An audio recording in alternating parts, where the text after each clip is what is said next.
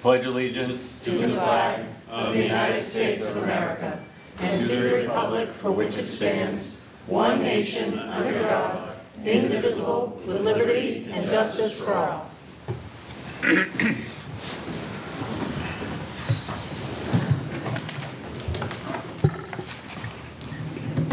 Let's start the meeting by taking a roll call attendance, please. Alderman Clemmons. Alderman Clay. Here. Alderman Chess. Alderwoman Smith.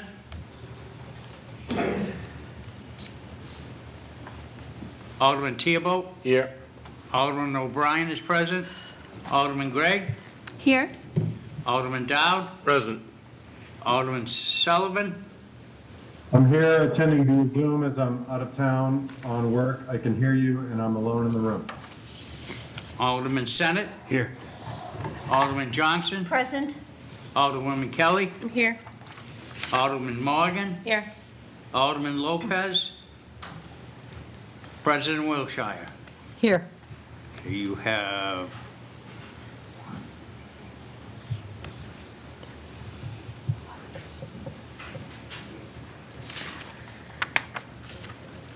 You have 11 present. Thank you. I'm going to turn the meeting over to Rick Dowd, the Chair of the Budget Review Committee. All right, this evening, we have a public hearing on two resolutions, R-26003 and R-26007. And we will start the proceeding with a public hearing on R-26003 as amended, relative to the supplemental appropriation of $15,000 of assigned fund balance into Department 161 Streets, account 51300 overtime, and $40,000 of assigned fund balance into Department 177 Parks, account 51300 overtime, for the intended purpose of covering expenses related to the cleanup and maintenance of Main Street, the riverfront, and the library walk. Is there anyone here that give us a presentation on this? Liz Hannum, Economic Development Director. You have seen this legislation a few times. Now we have the official wording that we agreed upon at the last budget review meeting. But this would be for cleaning, would be for overtime for DPW in both streets and parks departments to do cleanings of the Riverwalk, the Library Walk, and Main Street, as well as some of the side streets on occasion as well. So that would be for April 1st through June 30th. And then we would talk about the next piece at our budget hearings. Okay. Does anyone have any clarifying questions on the legislation? Seeing none, thank you. I'll now call for testimony in favor of R-26003. Name and address for the record. My name is Bill Ferrio. My home is number 35 Indian Rock Road. So a few weeks back, this was $200K to do this task. So can Liz maybe come back up and explain, did she de-scope it or That's, shorten the schedule or find some budget elsewhere, or? that's That's my question. not the way we normally do public hearings. I can't ask questions, sir? You can ask a question. Do you have the answer? We did cover that in the last meeting. It's been. Yeah, we had another budget meeting. We went over it in depth. Yeah, the last budget meeting, it was fully explained and made public in the minutes. It's basically the reduction in cost was due to the scope of work and the time left to do it. Thank you. That's all I need to say. Thank you. Any other testimony in favor? Seeing none? Oh, we got wait. somebody. Don't Wait. jump so fast. Oh, Paul Shea, Commissioner of the Board of Public Works, 42 Hills Ferry Road.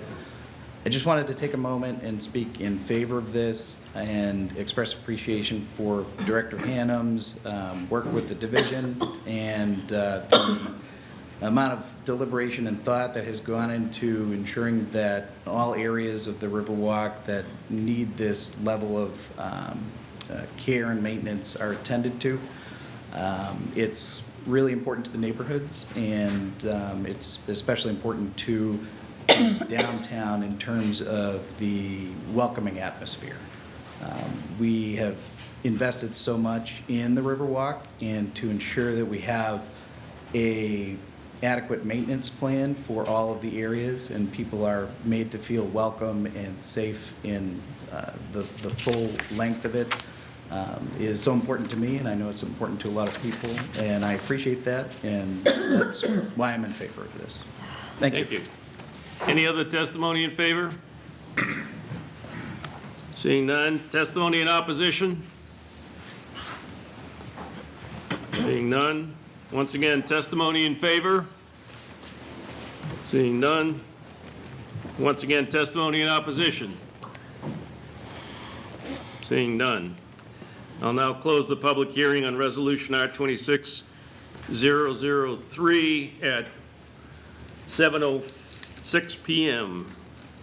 And I'll open the public hearing on Resolution R-26007 at 7:06 PM. R-26007 amended, authorizing the mayor and the city treasurer to issue bonds not to exceed $3 million for the Public Works Division garage design.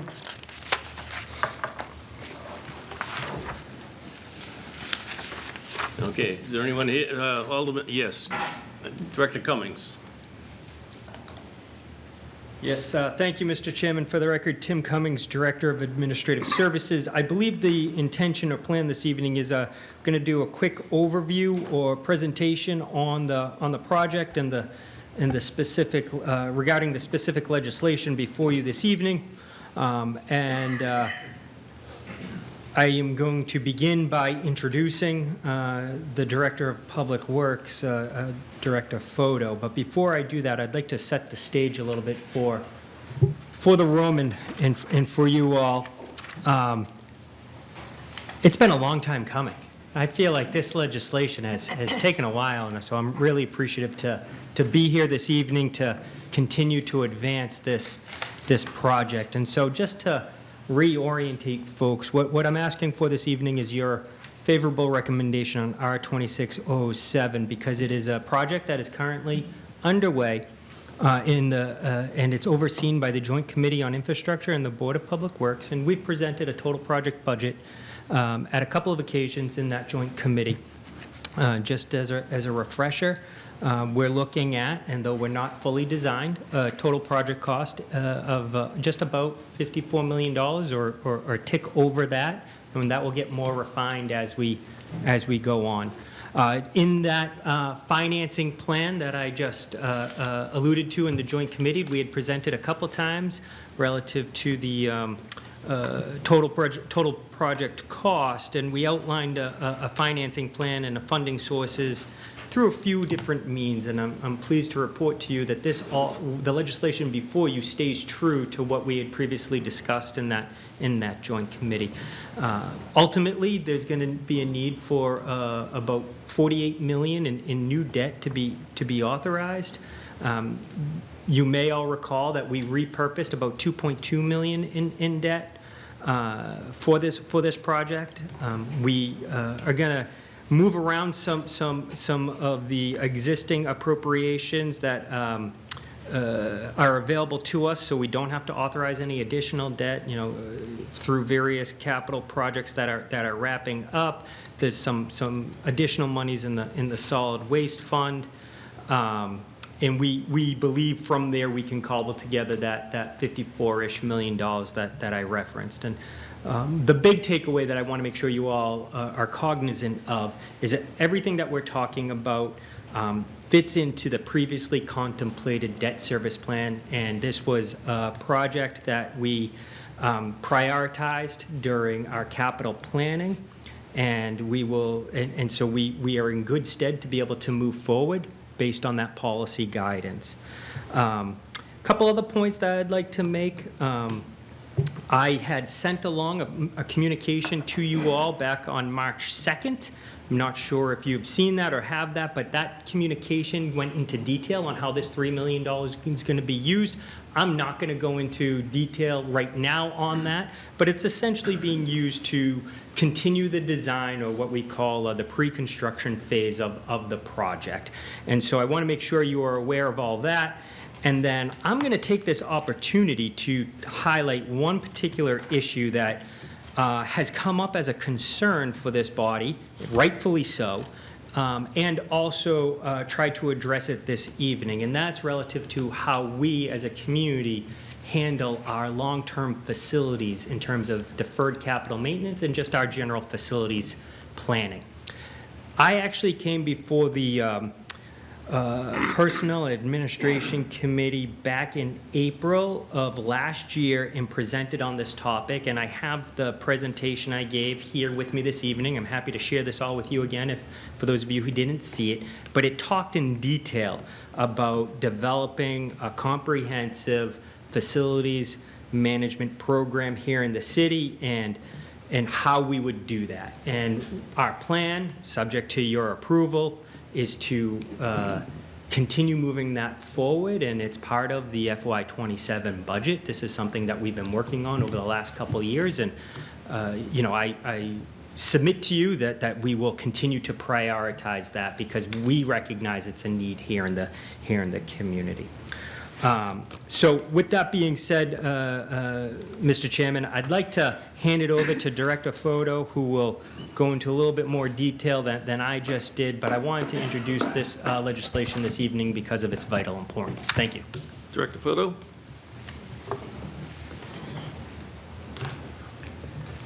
going to advance a slide here, if this works. You got to face it towards the, Oh, yeah.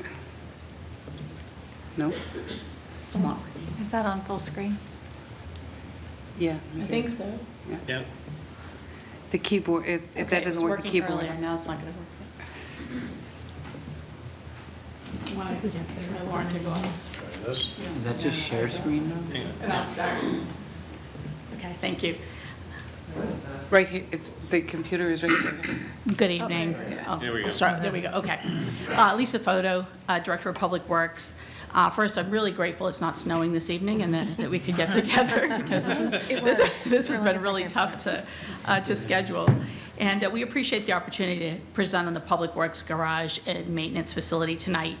We will be providing you with a substantial amount of information, so I apologize in advance for that, but we believe this will be helpful to you as you consider our request.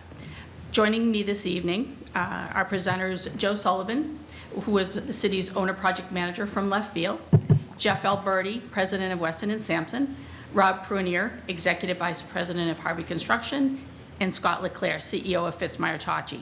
Commissioners Shea, Espedia, and Lemon are also here. Commissioner Gregg had planned to present tonight, but unfortunately, due to work commitments, he's unable to join us. The picture on the screen is more than half of the city's public works staff who build and maintain our city's infrastructure. The DPW garage and maintenance facility that we are discussing tonight is not about building a nicer garage for city employees. It's about protecting equipment that the taxpayers in Nashua already own and providing a healthy and safe work environment for our public works first responders. Today, the city maintains a public works fleet of 364 vehicles worth about $45 million. These are the vehicles and equipment we use to plow, sweep, maintain roads, sidewalks, traffic lights, and parks, fill potholes, pick up trash, respond to sewer backups, respond to emergencies, etc. Right now, about 80% of that equipment sits outside year-round in snow, ice, rain, and extreme cold and heat because our current streets garage was built nearly 50 years ago and no longer meets the needs of our division. Someone may ask why we need a new facility now when we have operated this way for many years. Well, in 1970, Nashua had 55,820 residents. In 2024, Nashua had 91,851 residents. In addition, over the last several decades, our fleet size, value of equipment, regulatory standards, and knowledge of safety risks have changed significantly. Our infrastructure has not kept pace. The risk and cost exposure are materially different today than 50 years ago. You were all sent a report completed by D21 Architects that documented structural deterioration, hazardous materials, and air quality concerns inside the current streets garage. At the same time, outdoor storage is causing avoidable damage to vehicles. Cold starts, corrosion, frozen hydraulic systems, and longer warm-up times all translate into more repairs, more downtime, and higher replacement costs.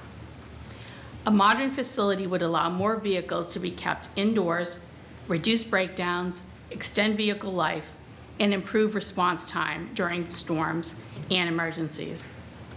It also creates a safe, healthy working environment for the employees who are out plowing streets at 2 in the morning.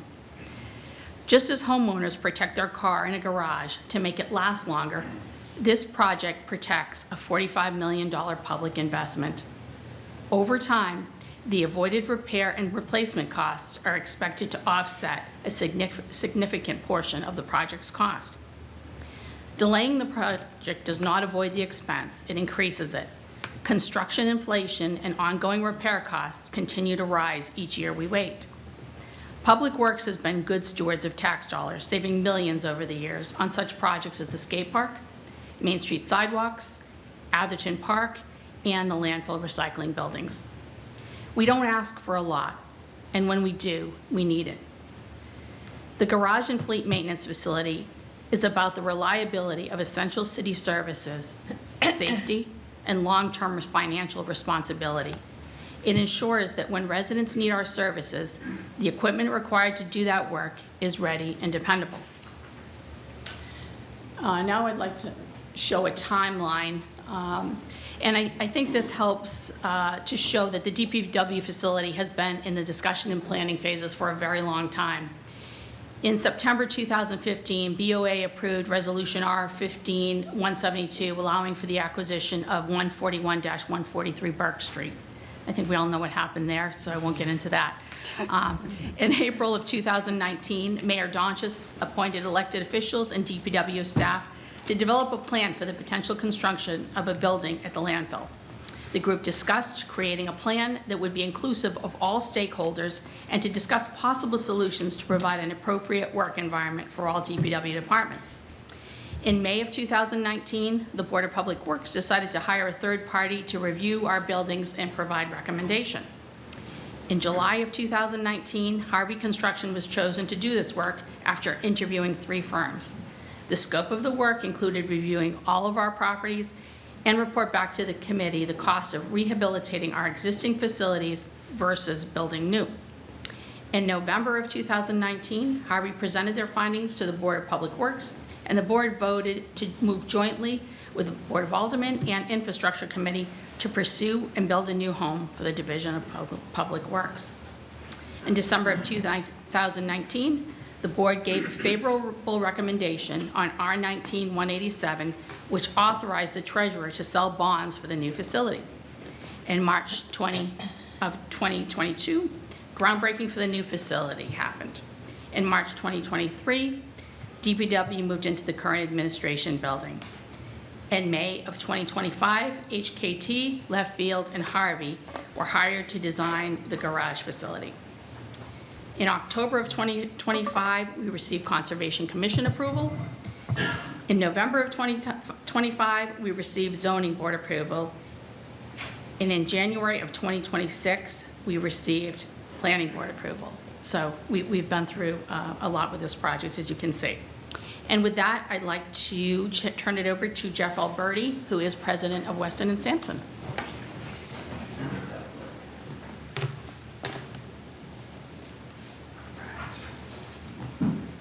Well, good evening. Again, my name is Jeff Alberti. I'm the president of Weston & Sampson. I appreciate the opportunity to speak to you all this evening. Prior to my current role at Weston & Sampson, I did run our facilities group, and that included a staff that was primarily focused on public works facilities. In fact, it's been something I've dedicated my career to. I've been involved in more than 150 public works facilities in Massachusetts and New Hampshire and New England, and I'm here this evening to provide an overview of the current conditions at the existing DPW facility located at Stadium Drive, but also to talk about the benefits that a new facility will bring to the Division of Public Works and the community as a whole. I wanted to kick things off with a high-level overview of my observations of the existing conditions at Stadium Drive. I ended up taking a tour of that facility to review some of the conditions and review some of the independent studies. And what was clear to me from that site visit was that the DPW operations have grown significantly, as mentioned earlier, but the facilities really have not kept pace. And as mentioned, the DPW is maintaining a very large fleet, a very important investment that the city has made in that fleet. And the DPW does a really great job of trying to protect that equipment by getting as much of that equipment indoors as possible. However, that facility is woefully undersized, resulting in equipment being packed in essentially like a can of sardines to try to get as much as they can under cover to protect that. So that makes it difficult to navigate the building for the staff, but also unsafe and inefficient. And if you look at the first photograph on the left-hand side, you can see some of that equipment really stacked in there. And that path that I've drawn in yellow there represents the path that we had to follow to actually get from one end of the building to the other after doing that tour. So certainly it's inefficient, and to move that equipment out would take quite a bit of time. Furthermore, if you look on the right-hand side, there's some larger equipment, such as plows with wing plows on the sides. And these large pieces of equipment end up cutting off egress paths through that facility, making it inefficient and unsafe. Really, the only other option to storing the equipment in this manner would be to put it outside. And as we'll talk about in a bit, that has a significant impact. One of the other things that we noted in this tour is that the facility itself does not contain a sprinkler system. And when you have all this equipment in there, if a piece of equipment were to catch on fire, you could end up losing a very large portion of the city fleet. And it happens that just last night in the town of Warren, New Hampshire, you may have seen on some of the headlines, they had a very similar circumstance where they had a vehicle that caught on fire and they lost a portion of their fleet. So it certainly is a big risk, especially when you have upwards of $20 million in assets that are stored undercover in this old and antiquated building. On this next slide, this is a view of the break room. And the break room is the only space available to support up to 45 staff on a regular basis. And if you really look around and start counting the chairs that are in this space, you can see that this is also undersized to support the staff. And what makes it worse is that during a storm event, this room needs to support upwards of 75 staff who could be here 24, 48 hours, depending on that storm event. And so clearly this space is inadequately sized to handle the workforce that it needs to. As a result, staff are forced to take their breaks out in the vehicle and equipment storage area, which, among other issues, has very poor indoor air quality. So it's really not appropriate for staff to be taking breaks in the vehicle and equipment storage areas. It's also worth noting that some of those chairs that you see aligned along the window, that room is partially funded with salvaged chairs from the landfill. So they do the best they can to provide some amenities, but really not an appropriate space for the staff. This is a view of the existing fleet maintenance area, and similar to the vehicle storage area, you can see that the space is undersized for today's equipment and fleet maintenance operations, and this negatively impacts the safety and efficiency for the fleet maintenance staff. And as you can see from these photos, there's little to no room to move around this equipment and perform the regular emergency activities that are needed to maintain this multi-million-dollar fleet. I also had an opportunity to take a look at the mechanical systems, or I should say the lack thereof, that exist in the existing Stadium Drive building. The photo on the left shows the boiler system. That's a very old and outdated boiler system. I can only imagine what it's like to try to find parts for that system. And on the right, you can see some of the heating components, or I would say what's left of those heating components, because most of them are not functioning and are really not providing the operational needs for the space. And I also spent some time looking around the building for the ventilation system, which is really important when you have vehicles and equipment stored indoors, and the building does not have a ventilation system. In fact, I guess it has the old school ventilation system, which is open up all the overhead doors and try to get some fresh air in. So that certainly doesn't meet code and is not good from an energy efficiency standpoint.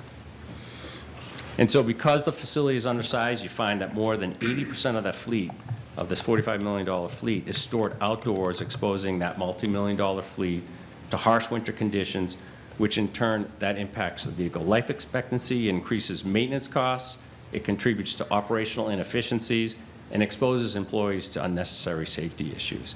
And having conducted more than 150 of these types of site visits. I can say that the conditions that I observed are definitely some of the poorest conditions that I've seen for an existing facility, which definitely negatively impact both the efficiency and the safety for the staff working in those conditions.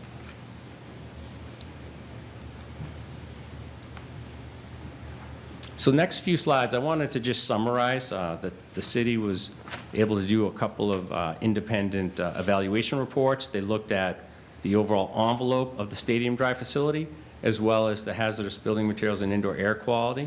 And I'll just summarize the findings of those reports. The first one was done by D21 Architects back in November of 2025. This determined that there's extensive deterioration and systematic degradation of the envelope throughout, widespread material failure. The building, the main systems on the building envelope have exceeded their performance life. And they also observed structural and foundation cracks, as well as some significant roof deterioration. In fact, some of the major systems that have exceeded their functional service life include the masonry. You can kind of see that pretty clearly in that center photograph. Significant cracking and displacement of the exterior envelope. On the left-hand side, you can see the metal framing showing significant rusting, which is impacting the overall structural integrity. Sealants throughout this building have failed and exceeded their service life, as well as the roof membrane. So that is beginning to delaminate, and that creates a significant problem in the long run. And certainly there are risks and performance issues as the facility continues to go as you move forward. And those risks include increased envelope instability. So you saw all that cracking. And as that continues, you end up having pieces of that envelope falling. You have potential for concealed corrosion from the moisture migration. That'll impact the structural integrity of the building because you'll begin to get corrosion behind the walls on the structural components and the reinforcement. That continues to impact energy inefficiencies and will result in increased operational costs. And then there's the potential degradation of the indoor air quality. So you can imagine as you get moisture migration, that'll impact the interior air quality. There was another study done in October of 2025 by Universal Environmental Consultants, and they looked at both visual and physical testing for hazardous building materials as well as indoor air quality. So they looked at asbestos, PCBs, lead paint, radon, total volatile organic compounds, as well as carbon monoxide.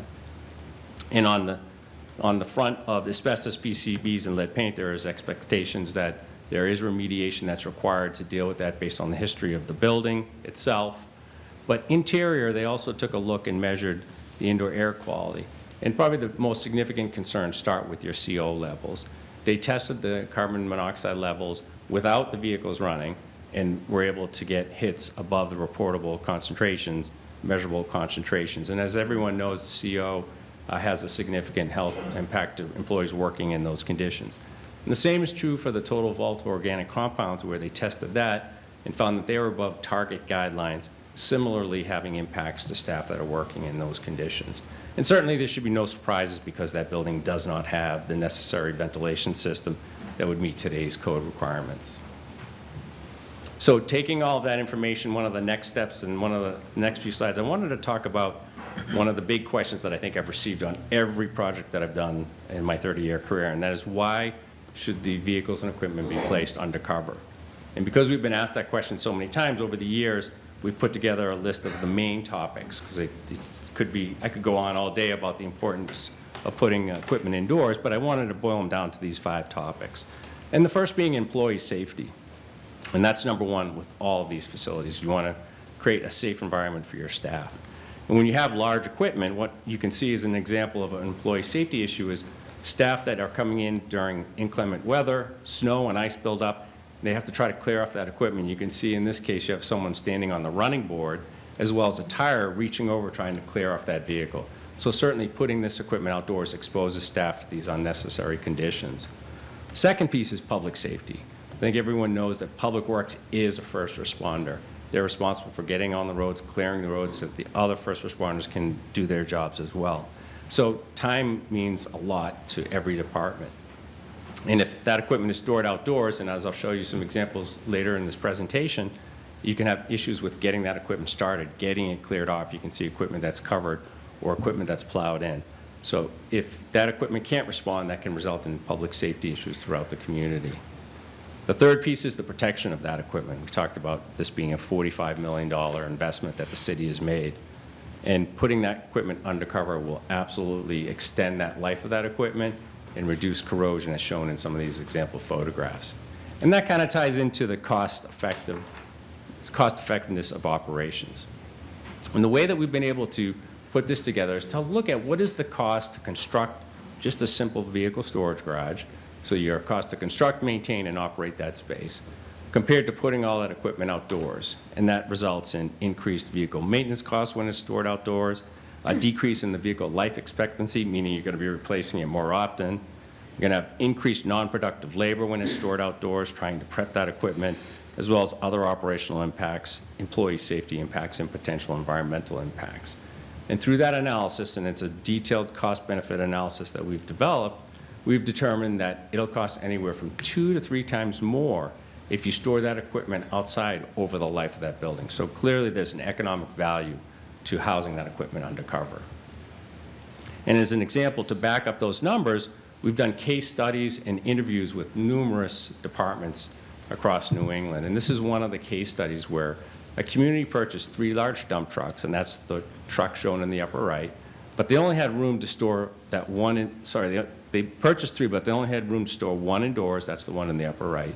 The remaining 2 remained outdoors, that's the bottom right, and those 2 vehicles that were stored outdoors were removed from service early due to significant equipment deterioration. And they were in such poor condition that that community actually had to scrap it. They couldn't even sell it at auction. The remainder vehicle that was inside for its entire life, it remained in service for 3 more years, and it was in suitable condition when it reached its service life that they were actually able to sell it at auction. So that was a really clear demonstration of the fact that storing that equipment undercover will extend its useful life. And that brings us to the efficient operations piece. So when you store equipment outdoors, there's a significant amount of impacts, and I've outlined them in bullet form, and I'll show you a couple of quick videos in a minute. I won't read each one of these, I'll just focus on a few. The first being that the fuel, when it's stored outdoors, becomes more viscous. And this contributes to no-start conditions. So as I talked about earlier, trying to get that equipment out to respond to the needs of the community, if you can't get it started, it could take 20 minutes, a half an hour to get someone out to help get that equipment started, impacting public safety. Once it is started, there are some significant non-productive labor and waiting for that equipment to warm up so it can begin its operations. And there are other pieces. If you look closely at this equipment, it's got a lot of moving parts to it. It has a lot of hydraulic pumps. And when you have hydraulic oil that becomes viscous from sitting out in those cold temperatures, this damages the hydraulic pumps, results in replacement and increased maintenance costs. One of the other big factors is we've seen increase for potential vandalism or rodent damage from leaving that equipment outdoors. That rodent damage can cause quite a bit of damage. Increase in response times due to those no-start conditions, as we mentioned. And then we also find is the fuel becomes very viscous, and that creates an excessive amount of exhaust due to that incomplete combustion of the fuel source. And I'll show you an example. This is a very short video, and we had a vehicle that was being stored indoors in a minimally heated garage. I'm standing at the back of the vehicle. You can see outlined in red is the exhaust stack. We had the driver get in the truck and start it up, and this is what we got. So you can see very quick to start, very quick burst of exhaust fumes, and that truck was ready to go. We took that exact same vehicle, and again, outlined in red is the exact same exhaust stack. We left this vehicle out overnight, dropped into the 20s. We came in the next morning, had the driver get in, he tried to start it, couldn't get it started. We had to actually go call a mechanic to help us get the vehicle started. So it took about 20, 25 minutes. Once we got it started, that exact same vehicle, this was what we got. So you can imagine with the size of your fleet, starting up every morning in cold conditions, what that would do to the environment, never mind the time it takes to get every one of those vehicles started. But there's more. There's other operations. If all of that equipment were stored outdoors, this is an example of one community doing some storm prep. So you have staff outside in cold conditions, wind-driven snow, poor visibility, as well as staff that have to remove gloves to connect hydraulic hoses. So really some significant impacts of operating outside in these conditions. Whereas a minimally heated vehicle storage garage, one that is being proposed for your facility, this is an example of that same operation taking place. It's well lit, it's minimally heated, it's safe. That's the key, is the safety for the staff in these conditions. And if you take a step back, how will this function compared to how it functions now? Essentially, a vehicle will be able to drive into the vehicle and equipment storage garage, pull into a spot, connect to a plow or other piece of equipment, back out and respond to the needs of the community in a matter of minutes. And every piece of equipment in this scenario is accessible to respond because the needs change on a daily basis. And so it's important that that equipment is accessible. So that scenario I just showed you might take a few minutes in the proposed facility. In the current facility, that could take an hour because you have to move out all of that equipment that I showed you earlier just to get to something that might be in the middle or the back of the building. So this really will be an improvement to the overall operation. So to just sum up some of these benefits based on the experience that I've had with doing this my entire career, based on what I've seen with your operations, there's certainly a significant amount. The first and foremost, number one, is it would provide a code-compliant and safe work environment for your city employees, one that doesn't exist today. It would protect the city's multi-million-dollar investment that you've made in this equipment for the long term. It provides a modern fleet maintenance area. That fleet maintenance department is responsible for maintaining this $45 million fleet. New facility will provide them much more safe and efficient manner to do that. Much more efficient workspace and response times to better serve the public. It'll reduce your fleet maintenance costs and unscheduled maintenance activities over time. It really will help to eliminate the need to invest in Band-Aids for the existing substandard facility or replace that facility before it becomes a mandated emergency replacement. So at this point, I'm going to turn it over to, I believe, Rob, and then I'll be back to talk a little bit about some of the financial impacts and benefits of this type of facility.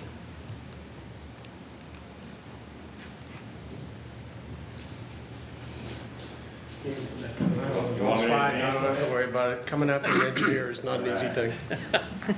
My name is Rob Prunier, and I'm with Harvey Construction, and I want to thank you very much for taking this on. The due diligence that you're putting towards this project is important. There's a lot of moving parts. That was didn't think about that when I was thinking about how many wheels and trucks we're talking about. But we've been evaluating this building since 2019. And we've looked at a lot of different things in terms of modern standards, cost, schedule, long-term value.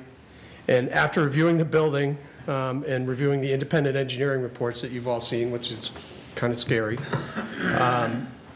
we really believe that our conclusion is pretty clear, that the facility is not a viable candidate for renovation.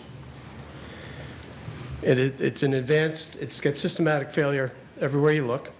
The envelope, the roofing, the insulation, the core systems have completely deteriorated.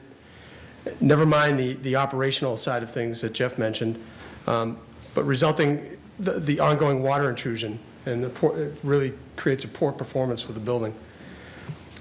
Equally important is that the building just cannot meet operational needs or code requirements of today's expectations. DPW's buildings require greater ceiling heights, stronger slabs. They need more robust mechanical and ventilation systems. This structure was just not designed to accommodate those needs. And retrofitting it, which I'm not sure you can do, quite honestly, will require extensive structural and foundational work as well. The foundations are cracking and sinking in spots. The exterior skin, as you've seen in those pictures that Jeff shared with you, is deteriorating.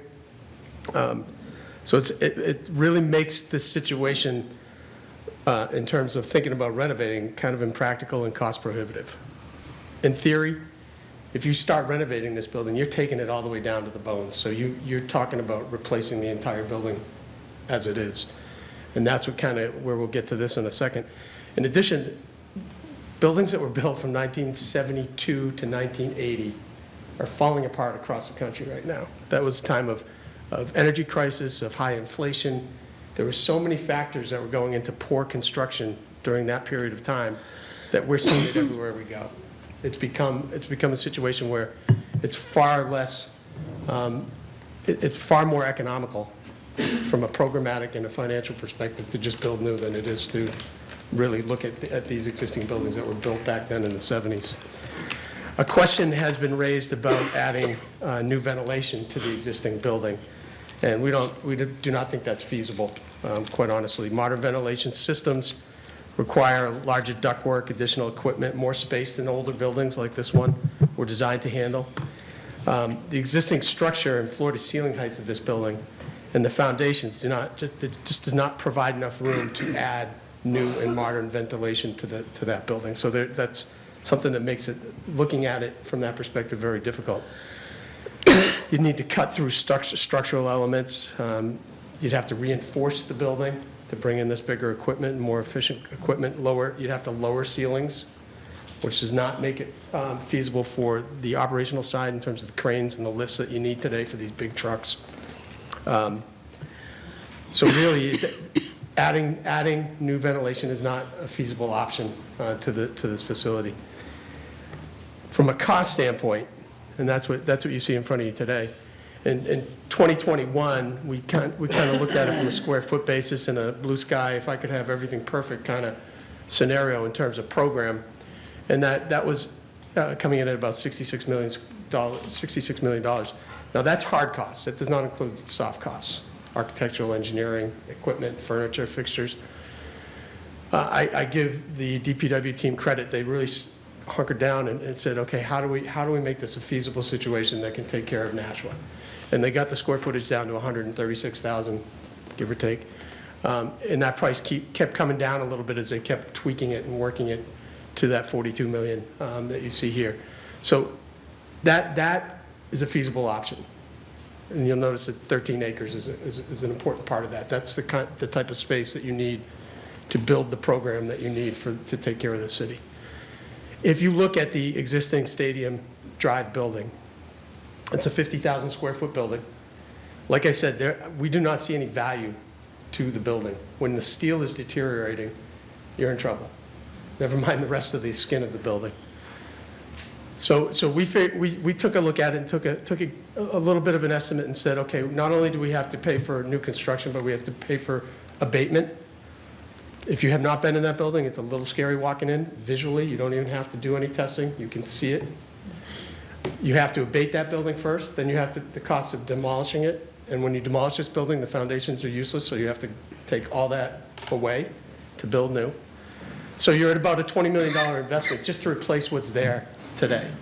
But that only gets you 50,000 of the 136,000 square feet that you need, and the site just does not accommodate for that. You're 4.5 acres on that Stadium Drive site. So you'd need to find 80,000 square feet more just to satisfy the needs of today's DPW operations. That's another 26 million. So you're at about 46 million. If you had the land to replace this facility in kind on the Stadium Drive site, it's going to be more expensive than it would to build at the landfill. Another key part of that is if we took that building down, if we renovate it, you have to find a place for the operation, for that part of the DPW operations to go, and that's a cost that I don't even know how to quantify. How to rent the lifts and the cranes that you need to take care of those vehicles for 12 or 14 months. Just that goes on top of that 46 million. Excuse me. One other thing, I know there was a question about reducing the size of the building that is being proposed at the new landfill. And I'm here to tell you, I don't think it provides meaningful savings by doing that.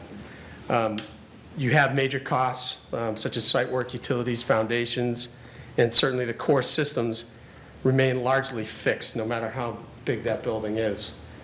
So shrinking the footprint will sacrifice some functionality without really lowering costs significantly to make it worthwhile. The best value comes from building to the right size for the program, making sure that you build what you need and not start to reduce that. So for these reasons, that you have a 70s building that is falling apart, that is contaminated, I think the landfill presents a real good option for you. It's more practical. It accommodates a full program that you need, not even the full program, a conceded program. A full program would be over 200,000 square feet. You avoid the constraints of the existing site, which, again, you can replace at 50,000 square feet, but you're still short quite a bit in terms of program. And it allows the city to build a modern, efficient, energy-efficient facility. So it's in our opinion, in Harvey's opinion, that the Stadium Drive Streets building has reached the end of its useful life. It probably did 20 years ago, to be honest with you. And the renovation would be really too costly, risky, and ultimately insufficient in terms of program. So from an engineering and a construction and even a financial standpoint, we believe that new construction is probably the best pathway to go for the city. And so I just wanted to share those thoughts with you. We've been studying this for a long time. We've taken it very seriously, and we think at the end of the day, the best option is exactly what's put in front of you today. So thank you very much for your time. I don't know who it's going to next, and I'm not clicking anything. You're clicking? All right. Hello, I'm Scott Leclerc from Fitzmyer and Tachi Engineering. So we're the mechanical, electrical, plumbing, and fire protection engineers for the proposed new building. And I'd like to talk to you a little bit today about sort of some of the benefits of the proposed new building, particularly with respect to sustainability and energy efficiency. So we've talked about some of the shortfalls of the existing facility. So some of the things that you would get with the new proposed building, we get a high-performance building envelope, which is also going to save a lot of energy. We're making the building photovoltaic ready so that we could just plug in solar panels anytime if that becomes something the city wants to do. We have very high efficiency lighting, controls. We did a lot of talking earlier about the ventilation system, so the new building will have high efficiency energy recovery type ventilation, so the air that's brought into the building gets preconditioned by the air that's leaving the building to save a lot of energy. We're putting in radiant heating solutions in the fleet building, which means that the floor of the maintenance area gets warmed. That means you don't kind of have to heat the entire building and use a lot of energy. You put the heat where the people are and where it needs to be. The rest of the building, where the office and break and work areas are, we're using a real high efficiency refrigeration type system. We are setting up for EV charging. You know, there's obviously the city's moving forward with some of those vehicles, and we'll be ready. We'll have some in place when we start, but we'll have plenty of infrastructure there to expand as necessary. And then I want to talk a little bit about this really unique opportunity that you have here at the landfill site that is really something that just needs to be taken advantage of, and that's the methane generator plant heat recovery. Maybe go to the next screen, Jeff. So I don't know if all of you know it, but right now at the landfill, there's a building in the back, and there's methane that's being drawn off of the landfill itself, and it's being burned into generators there. And that electrical energy is going back on the grid, and the city is essentially making money on that. It has been for many years. That thing's been there for quite some time. Well, at the same time that energy is being sent onto the grid, there's a bunch of heat that's going up the stack of the generators and is also being ejected in the radiators all the time, 24/7, 365. That plant runs like all the time. There are very short maintenance down periods. So all that time, you're just throwing heat away, essentially. So that building, the methane recovery building, is only like 100 feet from the new building. So we're going to take advantage of that heat energy, pull it out of it's the radiator energy that we're using, and we can heat the entire campus facility there with that heat, essentially for free. So all that energy that's been going up, into the atmosphere here for literally decades, we're going to use it to heat all the new building and even the existing building that's already there. We can take care of all of it with that. So it's a really unique opportunity for this particular site, and it's really because the plant already exists, and it's something that we can really take advantage of. So I want to highlight that. Go to the next slide, Jeff. So what does that really mean in terms of like energy and emissions? So the amount of energy that we'll save in 1 year by using that waste heat is essentially what it is equal to about the same amount of energy of almost 100 homes for a year. In terms of reducing emissions, CO2 emissions, that's the same as taking over 100 vehicles off the road for a year. So it's a lot of emissions that we're saving, it's a lot of energy, and obviously a lot of dollars that we would have to pay if we were trying to heat it ourselves. So big numbers there, great opportunity, very unique to the site that's being proposed for the facility. One more. So a few more things about it on the health and safety side. Again, we already talked about the improved ventilation. This building will have the code required ventilation, but it also has emergency systems. If there's any kind of like CO buildup or anything like that, it can clear the building if need be. We pick up vehicle exhausts and fleet where they're being worked on. So it's there's no point discharges in the building. They don't have to leave the door open all the time when they're working on something. We're gonna filter the air that's coming in the building, so we have filtration. We talked about the energy recovery part of that ventilation system. In the shops where they're doing the welding and things like that, we have point exhausts that we can pick those up and take it out of the building so nobody gets subjected to any kind of welding exhaust. We talked about the radiant heating. So what does this all mean for the city and for the staff? Much healthier work environment, much better health and wellness for the staff and the employees that are working there, better morale, better retention. All of that comes with these types of systems. So I just wanted to talk about that a little bit. I think you have a really unique opportunity with this proposed building site to take advantage of some things that normally a lot of cities don't get to take advantage of, but this is a good site for that.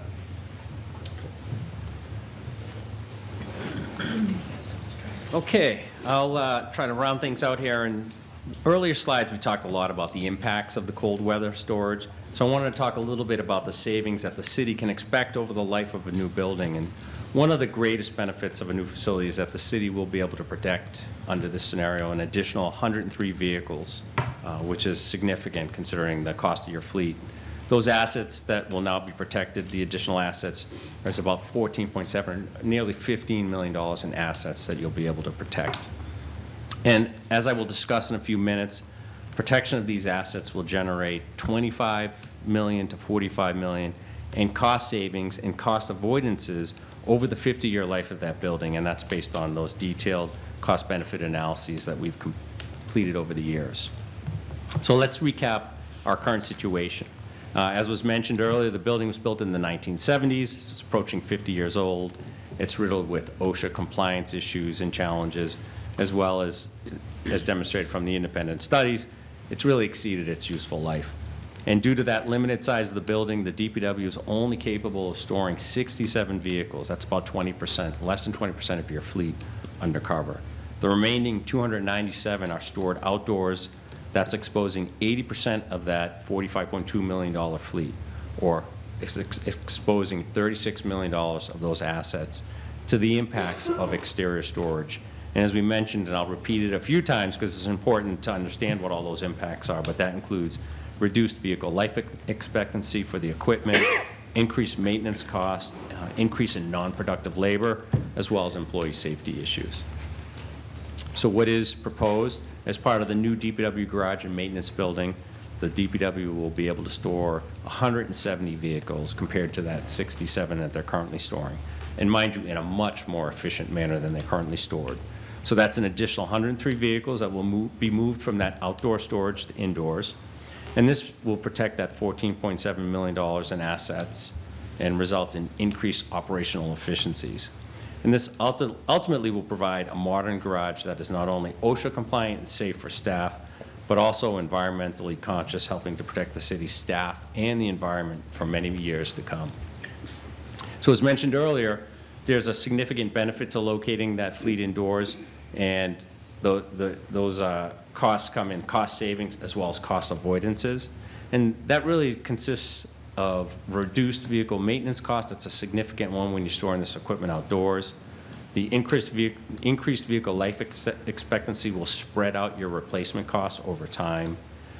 It'll really help to reduce the non-productive labor associated with cold weather and storm events, improve efficiencies on a regular day-to-day basis, and not to mention the staff safety, which is critical to every part of this facility.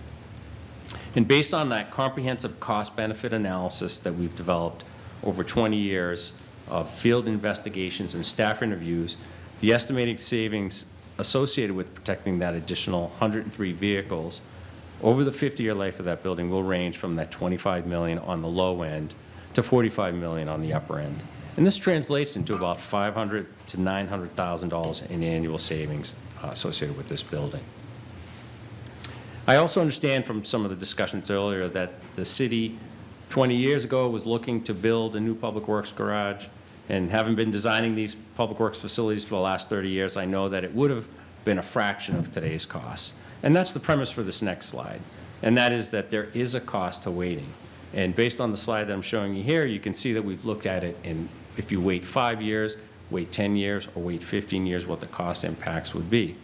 And for this analysis, the average cost across the national average for construction inflation was used, and you can see that the costs run from 55 to 67 million.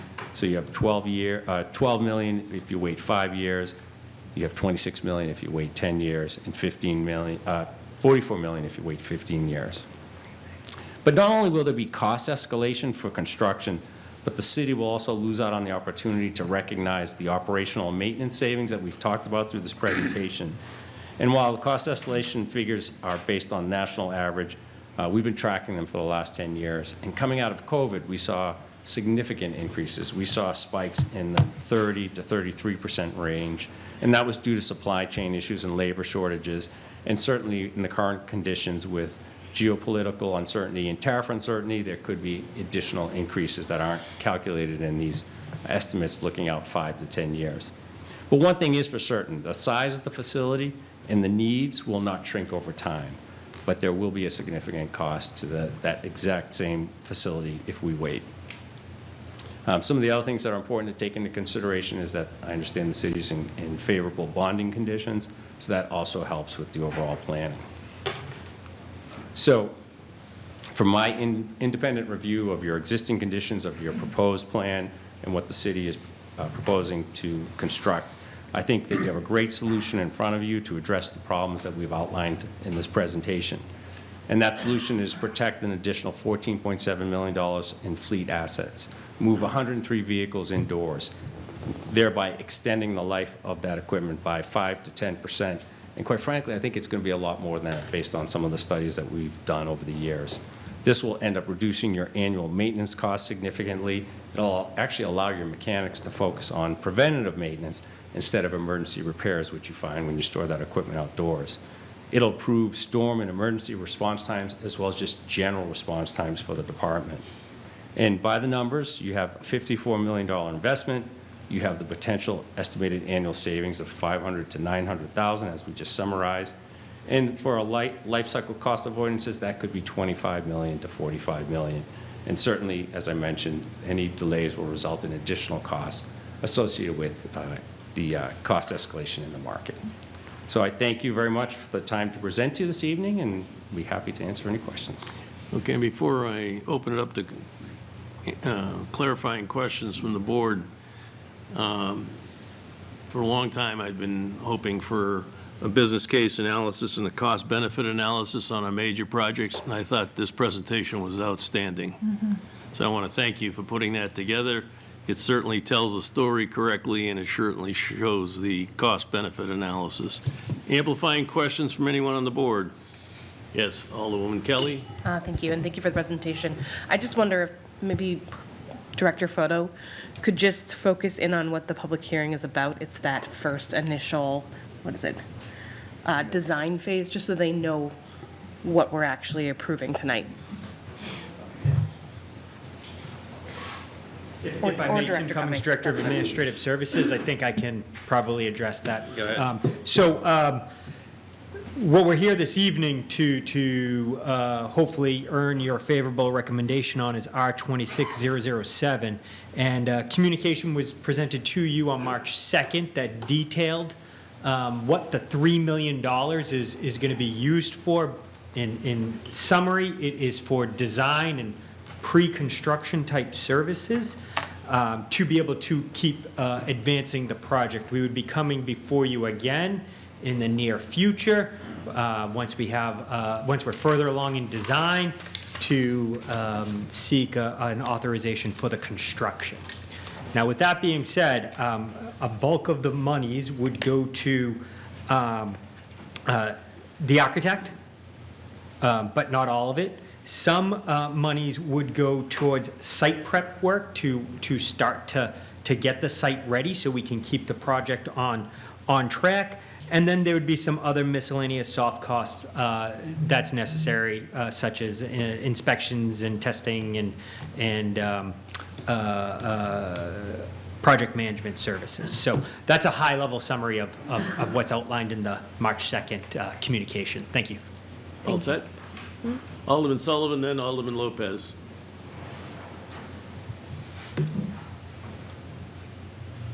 Thank you. The question I had was, I do plan on staying on for the budget portion of this meeting, but just two big questions. What are we going to do with the land on Stadium Drive if we move the garage? What's the plan there? Again, Director Cummings.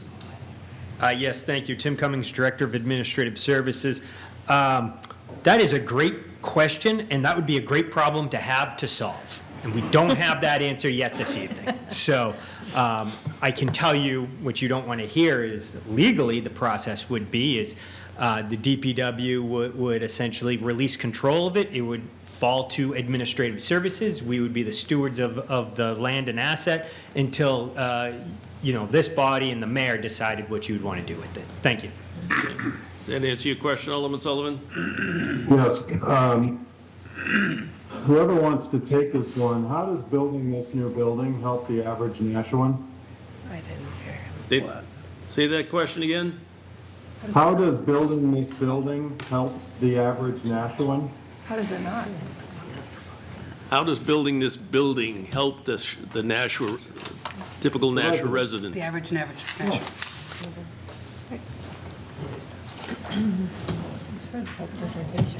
This is not. Lisa Director Photo, Photo. Director of Public Works. I'm sort of surprised by that question because I feel like that our presentation did answer that. But it's protecting a $45 million asset that the taxpayers have already paid for. It's increasing the longevity of the equipment by saving money. It's faster storm response, decreased maintenance costs, decreased equipment deterioration. I think there's a lot of benefits. Having the ability to retain staff.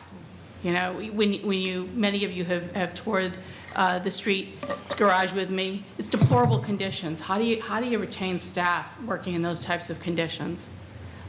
So I think the benefits are numerous. We're trying to run snow operations from 2 facilities right now. Very difficult to coordinate those efforts when we're trying to do that.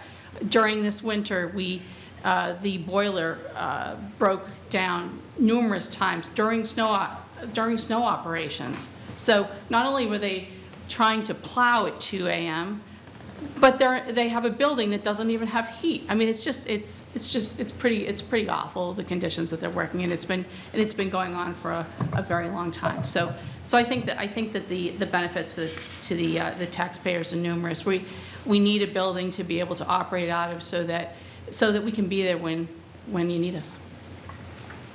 So hopefully that also would improve the health of our employees and save on some of that health insurance that's costing a fortune.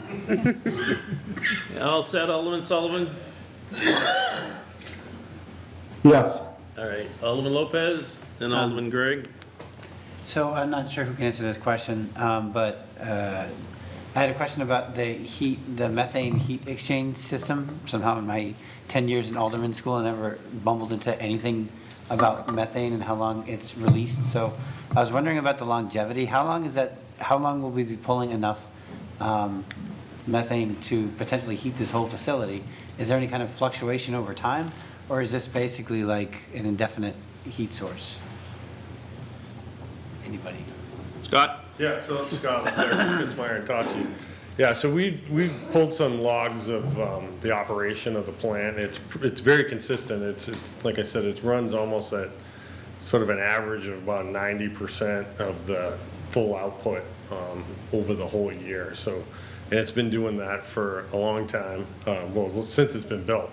The only time it's ever been down is when they're replacing the generators, which they're actually doing one right now. So we'll have another new generator there pretty soon. In terms of going forward, it's really, it's as long as the landfill is in operation and then well beyond.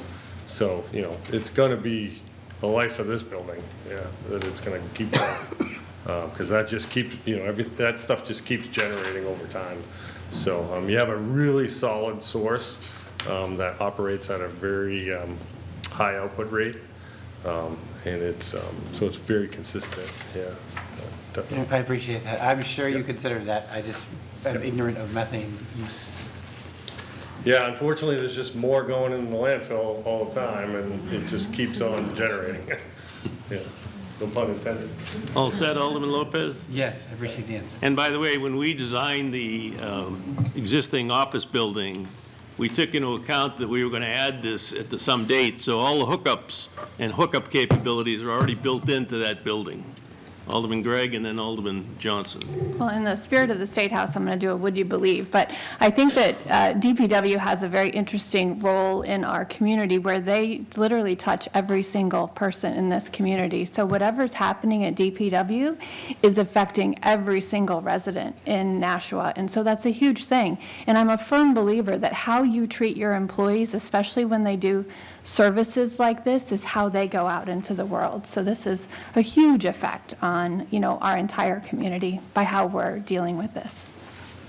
Alderman Johnson? Thank you very much. I don't know who can answer this, but it was said that in the break room, it can support 45 of our employees, but there could be up to 75 in one time. Can someone elaborate on that? Because I'm kind of confused. If kind of have 75, but if you're out plowing, you're not going to have 75 people in there one time, are you? We could. You could? Sure, absolutely. So the 75 would include, of course, not only the street department, but solid waste, some people from wastewater, maybe some people from parks, from different departments. But when they come in we try to provide them some nourishment, because obviously sometimes they can be plowing for, somebody mentioned 48 hours, sometimes it can be 72. I mean, it's all hands on deck. We don't have numerous shifts. So when they come in to take breaks, yes, there can be several people when they're being assigned. There are many times when there could be upwards of 75 people, the need for that. And someone talked about testing as part of this. So is that going to be the area behind the administration building for the PFAS? Because that's where the new garage is going to be kind of. So is that going to be soil testing in that area where the state said that had to be tested, should have been done 5 or 6 years ago? That testing has been done. Where the old fire training ground was, yeah. So we found results that you would expect to see with a fire training ground that operated there. So that is not where the actual building will be, though. That'll be more of a parking area, and so we're working through those issues with the state. They weren't surprised to see what we found, so we're confident that we can easily work through those. So if that's going to be, may I continue? Follow on. If that's going to be more of the parking area, but you still have to do some type of cleanup in that area, or you're not going to have to No, do I don't think that we're going to need to do any cleanup. If we do, it's going to be very minimal. It could be just for covering the landfill or something of that nature. I don't know exactly what will take place at this point. We're still working through that with the state, Alderman Johnson, but I'm confident that they're very willing to work with us, and again are not surprised with with what we found. It And would you'll- be expected. And you'll keep this board abreast of what the Sure. outcome is, because I think it's very important that we know Absolutely. as we go along if there's toxicity. I also would like to ask if I can get a copy of the presentation from everybody. We all got the information on the building that you're in now, and which I've said to many people, I mean, that building was definitely neglected over the years. I'm not on board on this 100% for my own reasons. I feel that I guess the city has enough money for everything else, and they couldn't supply adequate chairs for our employees. I think shame on the city that some of us donated so that they had proper seating during the storms. I think that's sad. We're asking for $45 million to replace the building, and we can't put anything in the break room for our employees, so we're taking old chairs that were in the landfill to put in the break room. I mean, that's what they were saying. I mean, regardless, you know. I know this building, whether I vote for it or not, the building is going to be built. But I hope, you know, when you talk about morale, I hope we're going to put something better out there for our employees, so when they're plowing for 48 hours, they have something to come in on their break time, and they can relax, and they can feel comfortable, and that they're treated and they're respected, that, you know, being out there, you know, because I haven't gone through the building with you, but when I dropped off the chairs, I was able to see some of the areas, and, you know, I was a little shocked. But it shouldn't be like that.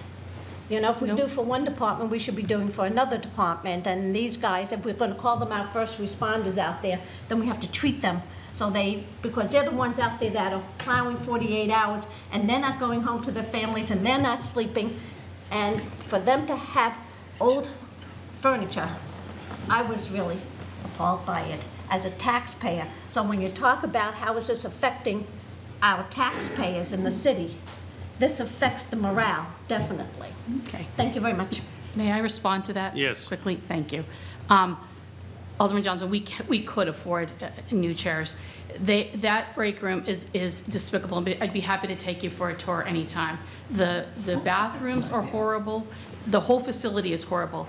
It's because we greatly appreciate the chairs that you donated, and so did Alderwoman Smith, very much. So. But it became a sort of a fun game for them. They would find chairs, and look what I found. So that's how the chairs ended up that way. Okay, they were trying to make the best out of a bad situation. We have provided chairs, and they didn't like them. They wanted to do this because they were trying to make the best out of a bad situation. So I want you to know that the city could have afforded chairs. I think I mentioned that to Alderwoman Smith as well. And but that's why the chairs look so bad. It became sort of a game, and they each have their own chair, and that's just that, you know, that's how they sort of made, you know, a bad situation a little bit better. Okay, so I just want to make sure that I would not deny them. Okay. Alderman Tebow?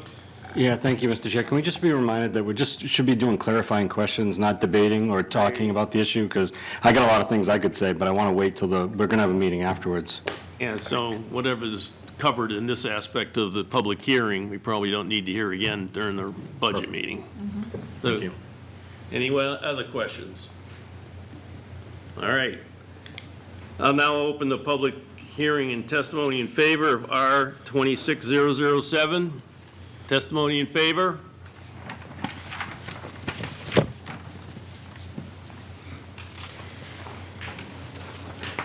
Speedy, Commissioners. Commissioners, everyone, Manny Espitia, Public Works Commissioner, 15 Hanover Street, Nashua, New Hampshire.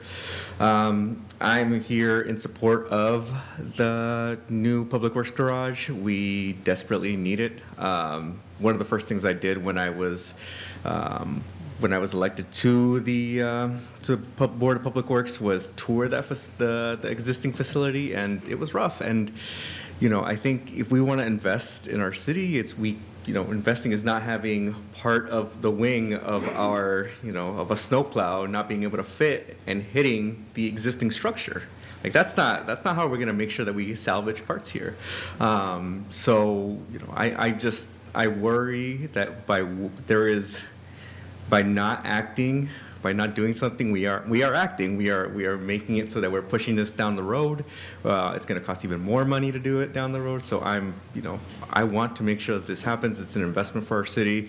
When people talk about the cleanliness of our city, when people talk about making sure that our roads are plowed so that, first responders and anyone can people can make it to work, things like that. And when people talk about just making sure that saving people money, we need to talk about making sure that we protect the investments that we're making. These vehicles are not getting any cheaper, and if we leave them out, just like I'm sure all the folks here, if you cared about something, like if I just bought a new book, if I really cared about it, I wouldn't just leave it out in my front doorstep. I would probably put it on a shelf in my house. But what we're doing right now is we're just leaving it out the doorstep for the elements, and we should not be surprised when things end up ruined. So I support this legislation and hope that y'all support it as well. Thank you. Okay, any other testimony in favor? Seeing none, testimony in opposition?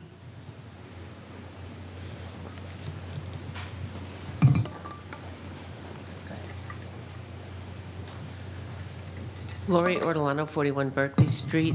I'm opposed to this project really based on cost, long-term cost, but also because as a board, I don't think you track large projects well. The Riverwalk project went on for 5 years, and I think we had 2 or 3 public presentations of how the money was spent. And I know after 2 years, I asked Lori Wilshire if she would talk about where we stood in spending. And I could not get her to acknowledge me.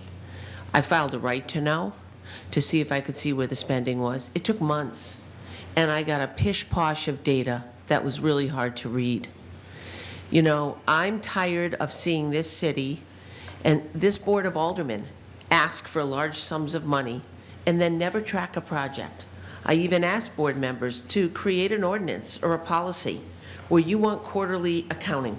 A quarterly business report comes to you on spending, and we would be able to see it, and no one would acknowledge that. And if quarterly is too much, how about every 6 months? How about twice a year? A project could take up to 5 years to do. Project could take 3 years. And when you get 1 or 2 reports in that amount of time, you really wonder, as a member of the public, where does it stand? And what I do know is that as projects delay, costs typically escalate. And so for that reason, I just don't see the accounting here. And citizens like me are forced to file right-to-knows very ineffectively, no real dialogue with anyone, and no one who moves anything. And the other issue is just general transparency. This city has not been transparent. Every bit of every record or information you want is an all-out battle. I filed an ethics complaint September 14th. It was 3 pages long. No need to go into the details. It doesn't matter. Ms. Ortolano, could you All I'm focus on saying- this particular resolution? I'm speaking to that regarding transparency. It's Okay. been 6 months and it's your ordinance, and it was supposed to be heard in 30 days. There's no transparency. I heard Ms. Gregg say, a good way to keep people employed and keep people around is to give them what they need. Have you taken a look at your community development department? The turnover is like 38 people in 3 years out of a department with 18 people. What's going on over there that results in that kind of turnover? Why are we unable to keep people over there? And, nobody Again, that is looks not at that. relative to this resolution. Please It's relevant stay to on track. It's relevant to spending money and spending money for projects. But you're And going she a little talked about astray. why we're investing in this project. We're investing in this project to keep people here. Why are we not able to keep people in other departments? And I think you should look at that. Okay, that's happening right now. That's here and now. There's just no transparency. And so I'm opposed to projects that spend money, because the board as a whole, Lori Wilshire, vice presidents, ward people, do not respond to the public. And I'm the only one really here from the public to speak about it. You got 90,000 people. You don't have a lot of people here standing up to speak about it. You may not appreciate my position, but you're not being inundated with people who are participating. So, you know, for that reason, I know when this project starts, I won't get accounting. It'll be a fight for right-to-knows. There won't be reports given to the board. It'll be the Riverwalk all over again, and any other project we do, and I'm just not up for it. Thank you. Anyone else in opposition? Seeing no additional, once again, testimony in favor? Commissioner Shea.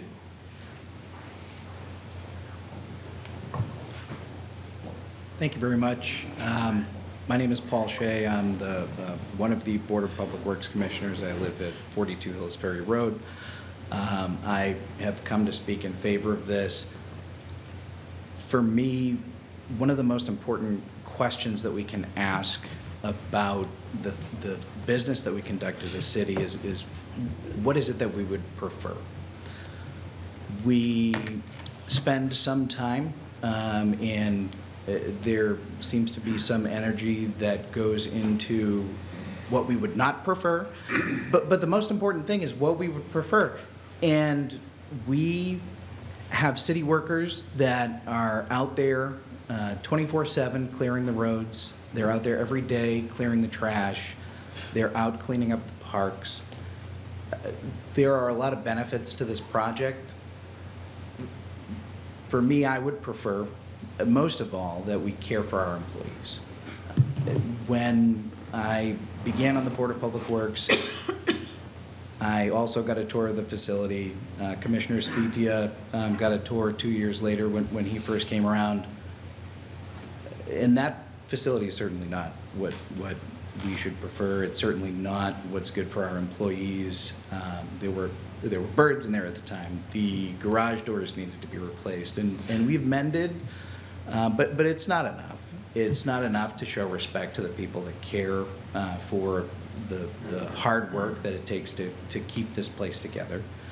And so that's why I've come tonight. That's why I've spoken about my favor for this project, because it's important that we see the city employees and they feel seen and appreciated, and we don't just express that through words, we express it through action in the things that we choose to prefer, to ensure that things are good and we're doing right by people. And that's all. I hate to take such a somber tone on such an important thing, that there's a lot to appreciate, and we went over a lot of that tonight. But for me, and I hope for you, I would prefer that we do the best to take care of the employees of this city. Thank you. Anyone else testimony in favor? Commissioner Lemon. Yeah, my name is June Lemon. I'm a Commissioner of Public Works. I live at 31 Ashland Street. Just like Manny, just like Paul, one of my first tours was at the garage, where I had a bird fly right into my face, which caused a little screeching. But one of the things that impressed me so much, though, was when we toured these facilities, and you know, like before they built the BPW building, if you'd ever been in the trailer next to the landfill on a lovely hot July day, you would be amazed at how hot it was in there. And I never heard not one employee complain, ever, even in an aside, about the conditions of working at the BPW. They are professional. And when Lisa made her presentation at the beginning, she said, we don't ask for a lot. And it's true, they don't ask for a lot. And what they are asking for now is a way to protect the extremely valuable investment that this city has in its vehicles and its employees. And we are all charged with spending the city's money well. And I don't take it kindly when I'm told that there's no transparency. And there is transparency. And there is also, all of us take that responsibility very highly. I'm just like everyone else. I don't like it when the tax bill arrives, but I know that it directly affects the quality of the lives of every single person who's a taxpayer in the city. And the Board of Public Works, you don't have to be a taxpayer in the city. You're affected by how well the board runs. Your streets are plowed. Your garbage is picked up. You can walk safely through a crosswalk because it's marked well with bollards. So I would just like to say I am in support of this project because I think we have a huge investment here that we need to protect in both vehicles, equipment, and employees. Thank you very much. Thank you. Additional testimony in favor? Seeing none. And once again, testimony in opposition? Seeing none. I will now close the public hearing on Resolution R 26007 as amended at 8:25 p.m. Alderman O'Brien, do you have a motion for us? Thank you, Mr. Chair. I have a motion that the March 23rd, 2026 special meeting of the Board of Aldermen be adjourned. By roll call. By roll call. Please call roll. Alderman Clay. Here. Alderman. Present. Yes. The answer is yes. Sorry, yes. Sorry. My mind went yay, yay. My mind went yes. I go with Yay or nay. Either one. Honestly, I wasn't sleeping, I Yay or promise. nay. Excuse me. Alderwoman Smith. Yes. Got me confused, Yes. Yay, and yay. Sorry about that. Alderman Tebow. Yes. Alderman O'Brien votes yes. Alderman Gregg. Yes. Alderman Dowd. Yes. Alderman Sullivan. Yes. Alderman Senate. Yes. Alderman Johansson. Johnson. Johnson. Johnson, Johnsson. Johnson, yes. Oh, she's on it. Alderwoman Kelly. Yes. Alderman Morgan. Yes. Alderman Lopez. Yes. I'll say yes louder. Yes. And Alderman Wilshire. Yes. Also, for the record, Mr. Chairman, we were joined by Alderman Smith at 7:04 and Lopez at 7:06. Thank you. So the motion passes, and we're adjourned at 8:27 p.m. It'll take 5 minutes, and we'll start right in the budget. I was pretty excited. You're Scarlett Johansson now. Yeah, you just got hired.